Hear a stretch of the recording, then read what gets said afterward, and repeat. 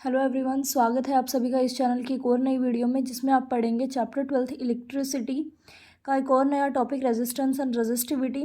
इसके बाद कल एक और वीडियो आएगी जो रेजिस्टेंस और रेजिस्टिविटी तक के टॉपिक के जितने भी इन टेक्स्ट क्वेश्चंस और एग्जाम्पल्स बन रहे हैं यहाँ इस पर्टिकुलर टॉपिक तक के उन सब का सॉल्यूशन प्लस एक्सप्लेनेशन वीडियो वो रहेगी। So stay tuned on the same channel. और आइए शुरू करते हैं टॉपिक रेजिस्टेंस से।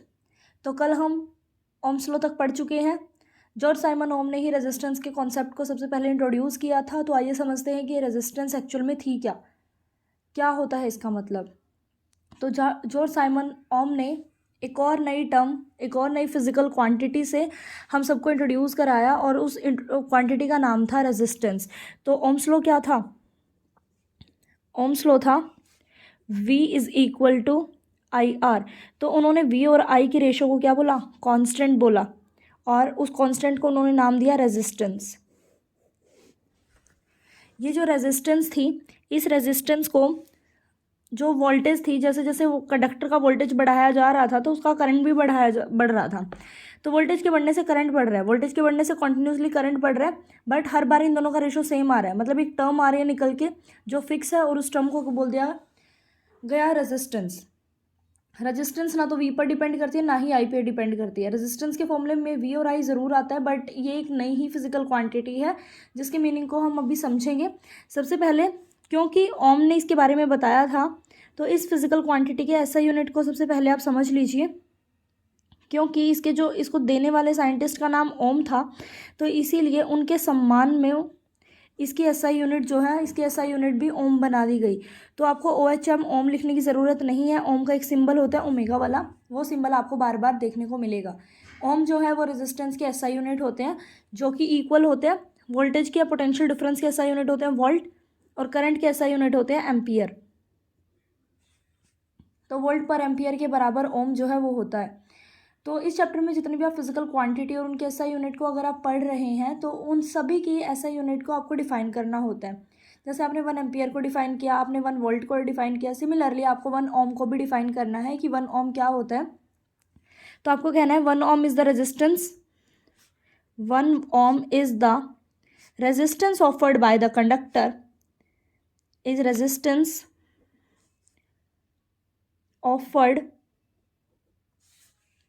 by that conductor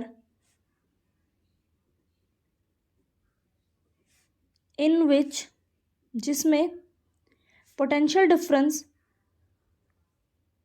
in which potential difference across the ends of the conductor, across the ends of the conductor is 1 volt and current of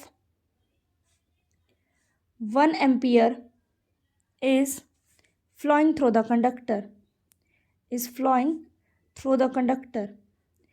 अच्छा, पहले समझिए कि क्या मतलब है इसका, उसके बाद मैं एक बार और डेफिनेशन को एक्सप्लेन करती हूँ। देखिए, हम लोगों को पता है कि R जो है it is equal to V/I, और मैंने वोल्ट बाय एम्पियर जो है, वोल्ट बाय एम्पियर को ही क्या बोला है? ओम बोला है। तो मुझे 1 ओम को डिफाइन करना है। 1 ओम को डिफाइन करने के लिए आपका क्या करें, आप वोल्टेज को भी 1 वोल्ट ले लें, करंट को भी आप 1 एम्पियर ले लें। तो हमारे पास ये निकल के आएगा 1/1, मतलब 1, तो ये आ जाएगा वोल्ट बाय एम्पियर। और वोल्ट बाय एम्पियर को आपने क्या बोलना है? 1 ओम।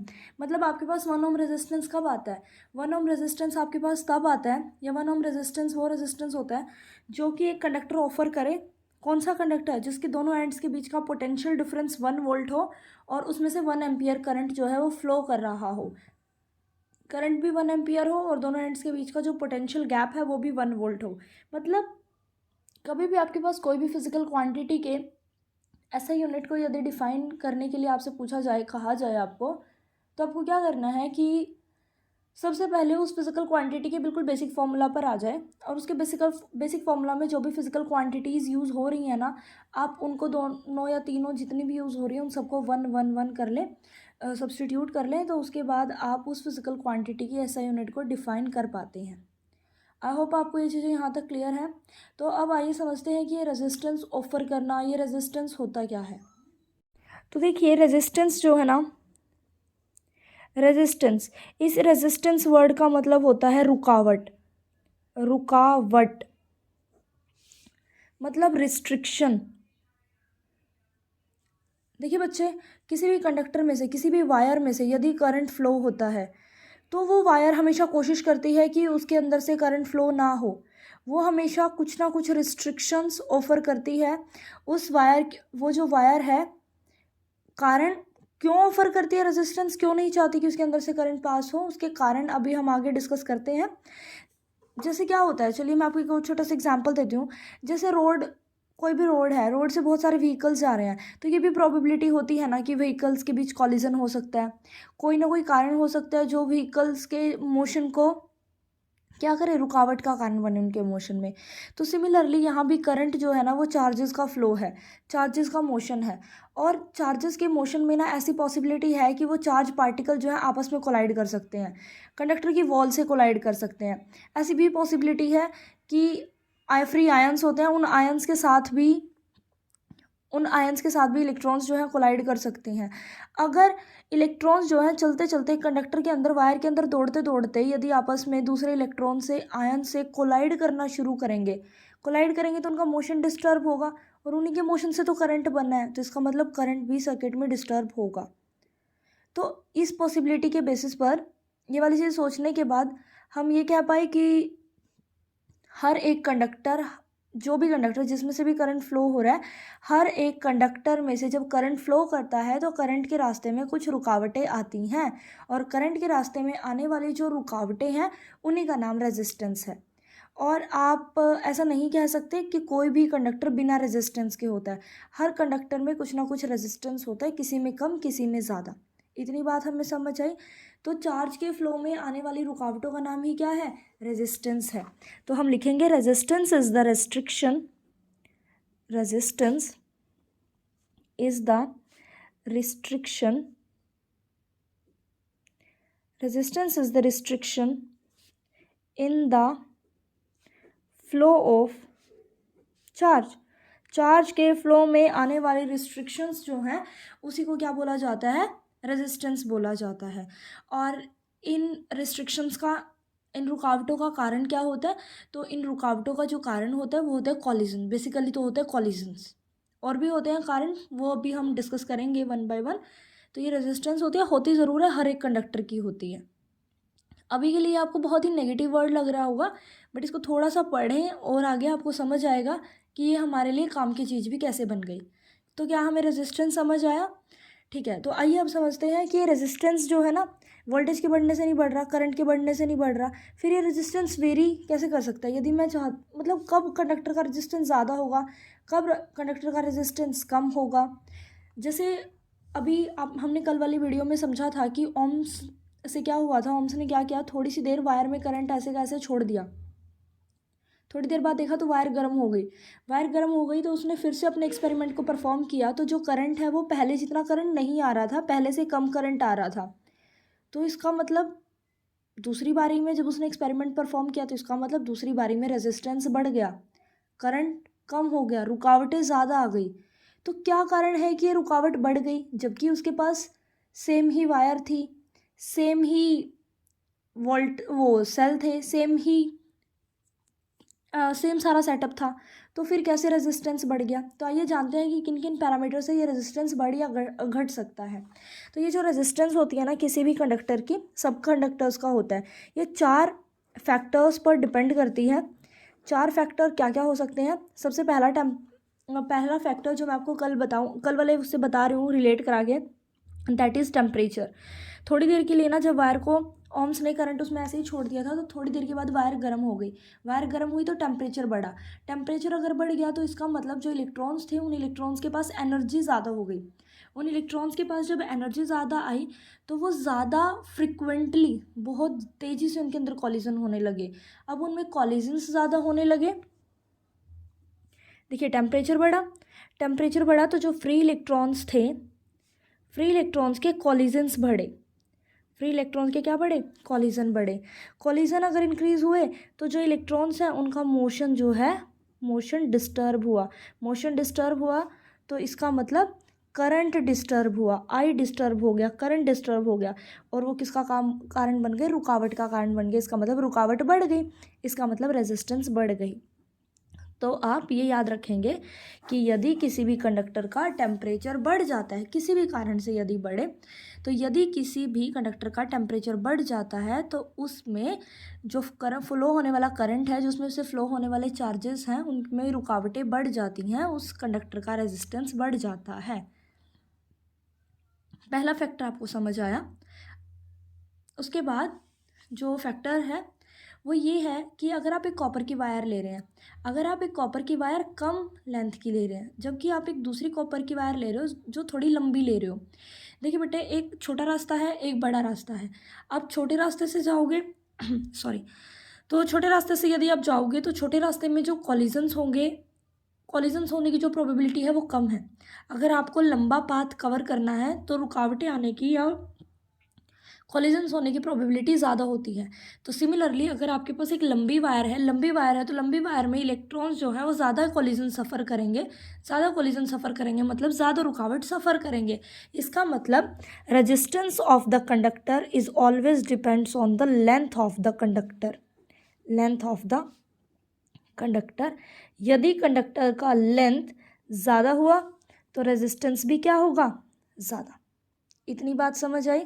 After that let's talk about next parameter. Next जो पैरामीटर होता है वो होता है एरिया ऑफ द कंडक्टर। देखिए, अगर आपको पता हो तो आपके घर में यदि गीज़र यूज़ होते हो, हीटर यूज़ होते हो, तो हीटर वगैरह को ज़्यादा करंट की रिक्वायरमेंट होती है, ज़्यादा स्ट्रॉन्ग करंट की रिक्वायरमेंट होती है। तो अगर उनको स्ट्रॉन्ग करंट की रिक्वायरमेंट होती है तो स्ट्रॉन्ग करंट के लिए आपने देखा होगा उनकी जो वायर्स हैं वो भी थोड़ी थिक होती हैं, थोड़ी मोटी होती हैं, क्योंकि मोटी वायर में क्या होता है, मोटी वायर का एरिया ज़्यादा होता है। एरिया ज़्यादा होता है तो उसमें जो कॉलिजन की प्रोबेबिलिटी रहती है वो कम रहती है। कॉलिजन की प्रोबेबिलिटी कम रहती है तो इट मीन्स उनके केसेस में रुकावट कम होती है और उसमें से करंट बहुत ईजिली फ्लो कर जाता है। तो resistance of any conductor is always depends on area of cross section of the conductor. मतलब अगर एरिया ज़्यादा होगा, मोटी वायर होगी तो कॉलिजन्स कम होंगे, खुला डुला रोड होगा तो आप उस पर बहुत ईजिली ट्रैवल कर पाएंगे ना, उसमें कॉलिजन्स की जो प्रोबेबिलिटी है या दुर्घटना की जो प्रोबेबिलिटी है वो कम हो जाती है। तो resistance of the conductor is inversely proportional to the area of the conductor. यदि कंडक्टर का एरिया ज़्यादा हुआ, वायर थिक हुई, तो उस कंडक्टर का रेजिस्टेंस क्या होगा, कम होगा। इतनी बात हमें समझ आई। देखिए, आपके पास सेम कॉपर की ही तार पर मैं बात कर रही हूँ। मेरे पास एक कॉपर की तार है, एक कम लेंथ की, एक ज़्यादा लेंथ की है। कम लेंथ वाली में रुकावट कम आएगी, ज़्यादा लेंथ वाली में रुकावट ज़्यादा आएगी। सिमिलरली उसी कॉपर की एक मोटी वायर है, एक पतली वायर है। मोटी वायर में से ज़्यादा करंट फ्लो करेगा, ज़्यादा करंट फ्लो करेगा, रुकावटें कम आएंगी। पतली तार का एरिया कम होता है, एरिया कम होता है तो उसमें रुकावटें ज़्यादा आती हैं और रेजिस्टेंस भी क्या होता है, ज़्यादा होता है। टेम्परेचर का फैक्टर आपको समझ आया। यदि किसी भी कारण से एक कॉपर वायर है जो कि कम टेम्परेचर पर ली गई है, जबकि सेम कॉपर वायर को आप थोड़ा गर्म करने के बाद ऑब्जर्व करें तो गर्म करने के बाद उसमें से करंट कम फ्लो करेगा, बिकॉज उसके जो फ्री इलेक्ट्रॉन्स हैं वो टेम्परेचर की वजह से एनर्जी गेन करेंगे। एनर्जी गेन करेंगे तो बहुत तेज़ी से दौड़ेंगे, तेज़ी से दौड़ेंगे तो कॉलिजन्स भी ज़्यादा होंगे, कॉलिजन ज़्यादा होंगे तो मोशन भी उसका क्या होगा, डिस्टर्ब होगा, जिससे कि सर्किट का क्या बढ़ जाएगा, रेजिस्टेंस बढ़ जाएगा। और लास्ट पैरामीटर जिसके ऊपर रेजिस्टेंस डिपेंड करता है that is nature of the material. Means अगर आप एक कॉपर की वायर लेते हैं, आप एक एल्यूमिनियम की वायर लेते हैं, आप एक सिल्वर की वायर लेते हैं, अगर आप डिफरेंट डिफरेंट मटेरियल की वायर लेते हैं तो डिफरेंट डिफरेंट मटेरियल का जो रेजिस्टेंस आएगा वो डिफरेंट डिफरेंट आएगा। इतनी बात हमें समझ आई।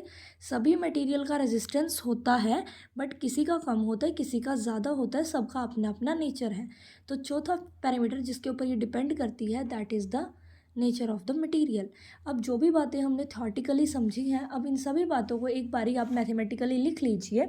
तो मैथमेटिकली मैं लिख सकती हूँ कि resistance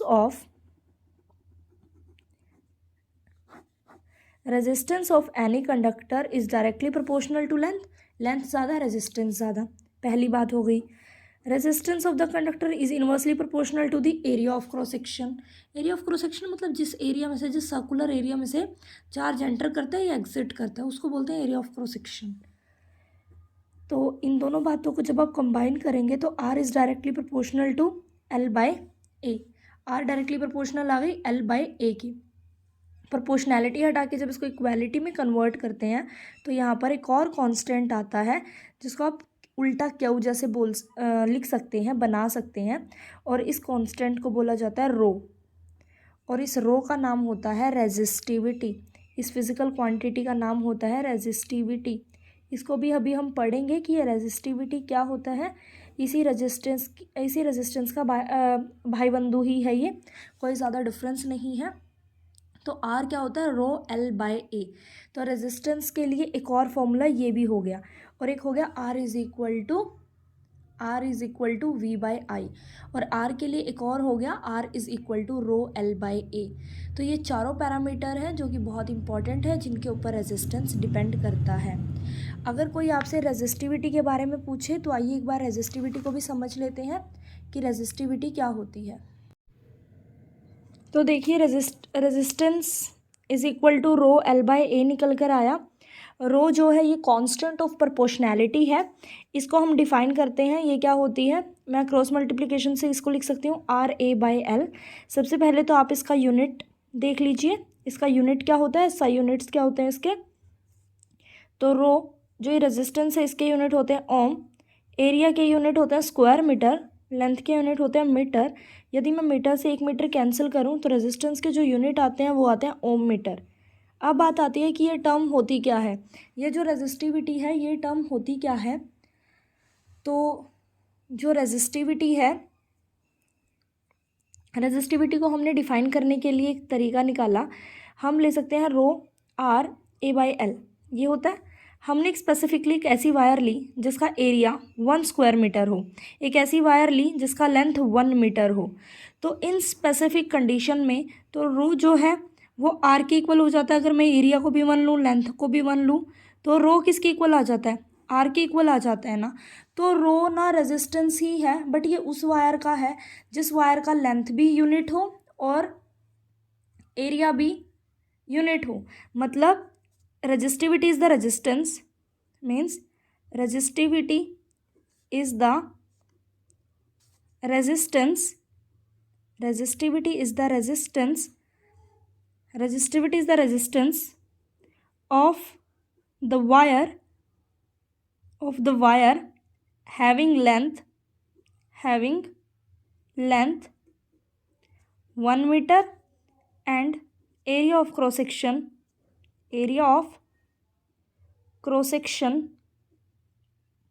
1 square metre, area of cross section 1 square metre.